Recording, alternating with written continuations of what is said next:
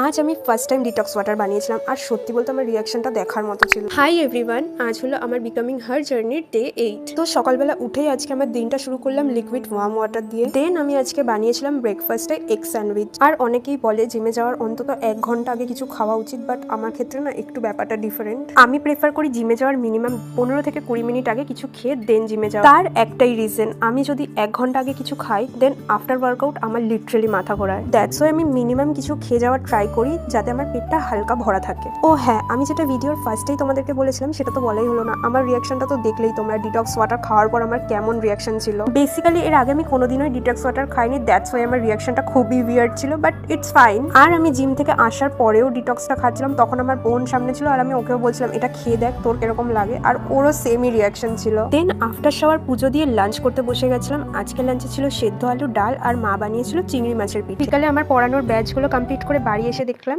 এই পুচকিটা এসছে আমার মামি, আর এটা হলো আমার বোনু, আমার ভাই মামি আজকে সবাই এসেছিল। তারপর রাতের বেলা ডিনার করার পর আমি ডিটক্সটাই এখানে ফ্রিজে রাখছিলাম নেক্সট ডের জন্য। দিনে তো আমার ভিডিও দেখে তোমরা বুঝেই গেছো আমি ব্রাশ করে রোজ রাতের ডেলির আমার স্কিন কেয়ার থাকে, যেটা আমি একদমই মিস করি না। এই উডেন কোম্বটা দিয়ে আমি চুল ডিট্যাঙ্গেল করি আর সত্যি বলতে উডেন কোম্বটা খুবই ভালো। So yeah, that's it for today. Tata bye.